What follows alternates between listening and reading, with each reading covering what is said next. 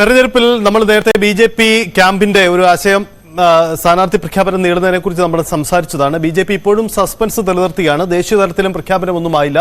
സംസ്ഥാനത്തും സ്ഥാനാർത്ഥി പ്രഖ്യാപനം വൈകുന്നത് ബി.ജെ.പിയെ ബാധിക്കുകയും ചെയ്തിട്ടുണ്ട്. ഏറ്റവും ഒടുവിൽ പുറത്തുവരുന്ന ഒരു സാധ്യതയനുസരിച്ച് ചില അപ്രതീക്ഷിത നീക്കങ്ങൾക്ക് ബി.ജെ.പി. ക്യാമ്പ് ഒരുങ്ങുന്നു എന്നതാണ്. കെ സുരേന്ദ്രനും പി കെ കൃഷ്ണദാസും പോലെയുള്ള പ്രധാനപ്പെട്ട നേതാക്കൾ ഇത്തവണ സംസ്ഥാനത്ത് മത്സരിക്കാൻ സാധ്യതയില്ല. സംസ്ഥാന പ്രസിഡന്റും ജില്ലാ പ്രസിഡന്റുമാരും ഇത്തവണ മത്സരിക്കേണ്ടതില്ല എന്ന ആലോചനകളിലേക്ക് ബി.ജെ.പി. നീങ്ങുന്നു എന്നതാണ് ഇപ്പോഴത്തെ ഒരു സാഹചര്യം. ഒപ്പം പ്രധാനപ്പെട്ട മറ്റു ചില സാധ്യതകളുമുണ്ട്. പത്തനംതിട്ട ജില്ലയിൽ അനിൽ ആന്റണിയുടെ പേര് അവസാന ഘട്ടത്തിൽ ചർച്ചയാകുന്നു എന്ന ചില സൂചനകളാണ് ലഭിക്കുന്നത്. ഒപ്പം എറണാകുളത്ത് ടി.പി. സിന്ധുമോളുടെ പേരുകളും മേജർ രവി, വിനീത ഹരിഹരൻ തുടങ്ങിയ പേരുകളുമൊക്കെ പരിഗണിക്കപ്പെടുന്നുണ്ട്. അങ്ങനെ ബി.ജെ.പി. ഇപ്പോഴും ഈ സ്ഥാനാർത്ഥി പ്രഖ്യാപനവുമായി ബന്ധപ്പെട്ട സസ്പെൻസ് ഇപ്പോഴും നിലനിർത്തുകയാണ്. പക്ഷേ തൃശ്ശൂരിൽ സുരേഷ് ഗോപി ഉറപ്പിച്ചു കഴിഞ്ഞു. സമാനമായ ചിത്രം തന്നെയാണ് ആറ്റിങ്ങലിലേക്ക് വരുമ്പോഴുമുള്ളത്. ആറ്റിങ്ങലിൽ വി മുരളീധരൻ കേന്ദ്രമന്ത്രി തന്നെയായിരിക്കും സ്ഥാനാർത്ഥി. അവിടെ ആറ്റിങ്ങലിൽ ഔദ്യോഗിക പ്രഖ്യാപനമായില്ലെങ്കിൽ കൂടിയും അവിടെ ചുവരെഴുത്തുകൾ പോലും ആരംഭിച്ചു കഴിഞ്ഞു എന്നതാണ് സാഹചര്യം. വി മുരളീധരനെ വിജയിപ്പിക്കുക എന്ന ആവശ്യവുമായി അവിടെ ചുവരെഴുത്തുകൾ പോലും ആരംഭിച്ചു കഴിഞ്ഞു. ആ തരത്തിലേക്ക് അവിടെ ക്യാമ്പയിൻ പ്രവർത്തനങ്ങൾ നീങ്ങുന്നു. വി വിനോദ് നമുക്കൊപ്പം ചേരുന്നു. വിനോദ്, ബി.ജെ.പി. ക്യാമ്പ് ഇങ്ങനെ സസ്പെൻസ് നിലനിർത്തുകയാണ്. പല തരത്തിലും പല സാധ്യതകളിലും ആലോചനകൾ നടക്കുകയാണ്. ഇതിനിടയിലാണ് ആറ്റിങ്ങലിൽ വേഗത്തിൽ പ്രചരണം ആരംഭിച്ചുകൊണ്ടുള്ള അവരുടെ നീക്കവും ഉണ്ടാവുന്നത്. എന്താണ് ബി.ജെ.പിയുടെ ആലോചനകൾ?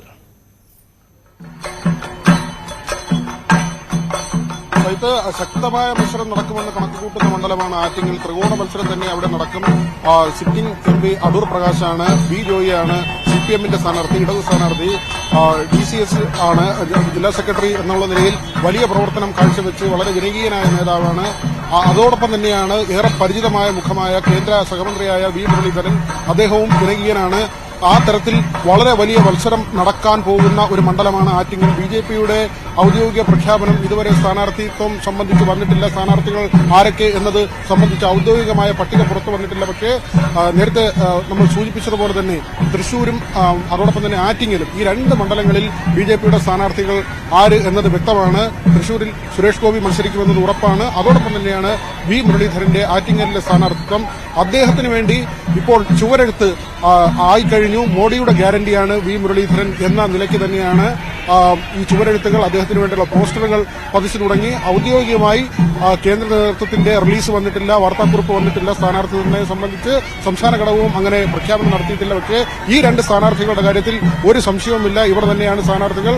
അതിന്റെ തുടർച്ചയായി തന്നെയാണ് ഇപ്പോൾ ഈ പ്രചരണ പരിപാടികളുമായി മുന്നോട്ട് പോകുന്നത്. വി മുരളീധരന് വേണ്ടിയുള്ള ചുവരെഴുത്തുകൾ ആറ്റിങ്ങൽ മണ്ഡലത്തിന്റെ പല ഭാഗങ്ങളിലും ഇതിനകം വന്നു കഴിഞ്ഞു. വി ജോയിയുടെ റോഡ് ഷോ ഒക്കെ കഴിഞ്ഞ ദിവസങ്ങളിലുണ്ടായിരുന്നു. അടൂർ പ്രകാശും അദ്ദേഹത്തിന്റെ പ്രചരണ പരിപാടികളുമായി മുന്നോട്ട് പോകുന്നു. AICCയുടെ ഒരു ഔദ്യോഗിക പ്രഖ്യാപനം ഇതുവരെ ഉണ്ടായിട്ടില്ലെങ്കിൽ കൂടിയും അടൂർ പ്രകാശ് തന്നെയാണ് സ്ഥാനാർത്ഥി എന്ന കാര്യം ഉറപ്പാണ്. വളരെ വലിയ ശക്തമായ ഒരു മത്സരം നടക്കാൻ പോകുന്ന മണ്ഡലമാണ് ആറ്റിങ്ങൽ. അവിടെയാണ് ഇപ്പോൾ മുരളീധരന് വേണ്ടിയുള്ള ചുവരെഴുത്തുകൾ പ്രത്യക്ഷപ്പെട്ടിരിക്കുന്നത്. സജിത്ത്, ആ സസ്പെൻസ് പല രീതികളിൽ ഇങ്ങനെ തുടരുകയാണ്. അപ്പം ഇപ്പോൾ ആലോചനകളിൽ സംസ്ഥാന അധ്യക്ഷൻ മത്സരിക്കേണ്ടതില്ല.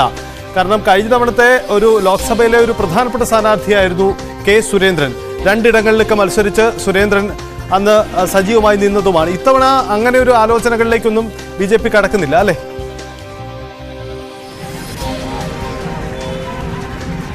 സഹിത്ത് സുരേന്ദ്രന് മേൽ സമ്മർദ്ദമുണ്ടായിരുന്നു. പക്ഷേ സംസ്ഥാന അധ്യക്ഷന്മാരോ ജില്ലാ പ്രസിഡന്റുമാരോ മത്സരിക്കേണ്ടതില്ല എന്നൊരു തീരുമാനമുണ്ട്. ഇവർ സംഘടനാ സംവിധാനം ശക്തമാക്കി കൊണ്ടുപോകണം. സ്ഥാനാർത്ഥിത്വം വന്നു കഴിഞ്ഞാൽ ഈ സംഘടനാ സംവിധാനം മുന്നോട്ട് കൊണ്ടുപോകുന്നതിൽ ബുദ്ധിമുട്ടുണ്ടാകുമെന്നൊരു വിലയിരുത്തലുണ്ട്.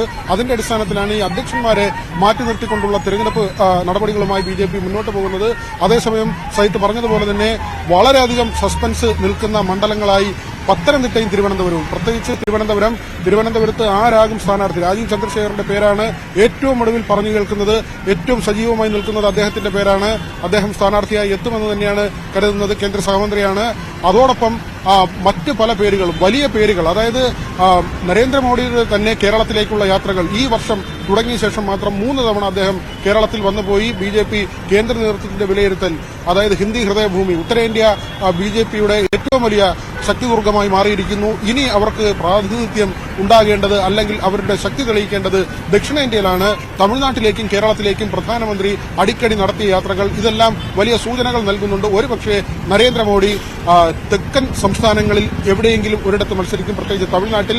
അല്ലെങ്കിൽ അത്ഭുതങ്ങൾ സംഭവിക്കാം. പ്രധാനപ്പെട്ട കേന്ദ്ര നേതാക്കൾ കേരളത്തിൽ തന്നെ മത്സരിക്കാനുള്ള സാധ്യതയുണ്ട്. തിരുവനന്തപുരത്തിന്റെ കാര്യത്തിൽ രാജീവ് ചന്ദ്രശേഖർ ആയിരിക്കുമോ എന്നത് പൂർണ്ണമായും നമുക്ക് ഉറപ്പിക്കാനായിട്ടില്ല. ഏതായിരുന്നാലും ഏറെക്കുറെ അദ്ദേഹത്തിന്റെ പേര് തന്നെയാണ് കഴിഞ്ഞ ദിവസങ്ങളിലെല്ലാം നമുക്ക് നേതാക്കളോട് സംസാരിക്കുമ്പോൾ മനസ്സിലാക്കാൻ കഴിയുന്ന ആ നിലയ്ക്കാണ്. പക്ഷേ അപ്രതീക്ഷിതമായി വേറെ ഏതെങ്കിലും പേരുകൾ വരുമോ, അത് ഞെട്ടിക്കുന്ന പേരുകളാകുമോ എന്ന തരത്തിലുള്ള ചർച്ചകളും രാഷ്ട്രീയമായ ആലോചനകളും ഒക്കെയും നടക്കുന്നുണ്ട്. അത് ആരാകും എന്നതിൽ ഒരു വ്യക്തതയില്ല. പത്തനംതിട്ടയും ആ നിലയ്ക്ക് തന്നെയാണ്. പി സി ജോർജിന്റെ പേര് പറഞ്ഞു കേട്ടു. വലിയ ബിജെപിക്ക് വലിയ സ്വാധീനമുള്ള മണ്ഡലമാണ്. വലിയ വിനോദ്, തീർച്ചയായിട്ടും അത് നമുക്ക് ദൃശ്യങ്ങളിൽ കാണുന്നത് വി മുരളീധരന് വേണ്ടി ആരംഭിച്ച ചുവരെഴുത്താണ്. ബിജെപിയുടെ ഔദ്യോഗിക പ്രഖ്യാപനമായിട്ടില്ലെങ്കിൽ കൂടിയും വളരെ വേഗത്തിൽ ആറ്റിങ്ങലിൽ ബിജെപി സ്ഥാനാർത്ഥിയായി വരാൻ പോകുന്ന വി മുരളീധരന് വേണ്ടിയുള്ള ചുവരെഴുത്ത് ആരംഭിച്ചു എന്നതാണ്. കാരണം അവിടുത്തെ രാഷ്ട്രീയ ചിത്രം അത്ര ശക്തമാണ്. കാരണം ഇടതുമുന്നണി സ്ഥാനാർത്ഥി ഔദ്യോഗികമായി പ്രഖ്യാപിച്ചു. അവിടെ UDFന്റെ ഔദ്യോഗിക സ്ഥാനാർത്ഥി പ്രഖ്യാപനമായില്ലെങ്കിൽ കൂടിയും അവിടുത്തെ സിറ്റിംഗ് MP അടൂർ പ്രകാശ് തന്നെയായിരിക്കും ആറ്റിങ്ങലിൽ സ്ഥാനാർത്ഥിയാകുക, UDF സ്ഥാനാർത്ഥിയാകുക എന്ന് ഉറപ്പാണ്. അങ്ങനെ ഇടതു വലതു മുന്നണികൾക്ക് ഒരു ചിത്രമുണ്ടാകുമ്പോൾ കാത്തു നിൽക്കാൻ ആവില്ല എന്ന രാഷ്ട്രീയ സാഹചര്യം മനസ്സിലാക്കിക്കൊണ്ടാണ് BJP ക്യാമ്പ് വേഗത്തിൽ കളത്തിലിറങ്ങുന്നത്. എന്തായാലും വി മുരളീധരൻ തന്നെ അവിടെ സ്ഥാനാർത്ഥിയാകുമെന്ന് ഉറപ്പാണ്. വി മുരളീധരൻ അനൗദ്യോഗികമായുള്ള പ്രചരണ പ്രവർത്തനങ്ങൾ പോലും ആരംഭിച്ചിട്ടുണ്ട്. അദ്ദേഹം മണ്ഡലത്തിന്റെ പലയിടങ്ങളിലും കേന്ദ്രീകരിച്ചുള്ള ചില പരിപാടികളിലൊക്കെ പങ്കെടുത്തുകൊണ്ട് സജീവമായി തന്നെ ആ മണ്ഡലത്തിൽ ഇടപെടുന്നുമുണ്ട്. അങ്ങനെ വി മുരളീധരന് വേണ്ടി ആറ്റിങ്ങൽ ലോക്സഭാ മണ്ഡലത്തിന്റെ വിവിധയിടങ്ങളിൽ പോസ്റ്ററുകൾ പ്രത്യക്ഷപ്പെട്ടു തുടങ്ങിയിരിക്കുന്നു. മുരളീധരന് വേണ്ടി വോട്ട് അഭ്യർത്ഥിച്ചുകൊണ്ടുള്ള നീക്കങ്ങൾ. അങ്ങനെയെങ്കിൽ ഇത്തവണ സംസ്ഥാനത്തെ ഏറ്റവും ശക്തമായ ത്രികോണ പോരാട്ടം നടക്കുന്ന ഇടമായി ആറ്റിങ്ങൽ ലോക്സഭാ മണ്ഡലം മാറുമെന്ന് ഉറപ്പാണ്. ഇടതുമുന്നണിയിൽ നിന്നും വി ജോയ്, ഒപ്പം UDFിൽ നിന്നും അടൂർ പ്രകാശ്, BJPയിൽ നിന്നും വി മുരളീധരൻ. അതായിരിക്കും ഇത്തവണ ആറ്റിങ്ങൽ ലോക്സഭാ മണ്ഡലത്തിന്റെ തെരഞ്ഞെടുപ്പ് ചിത്രം.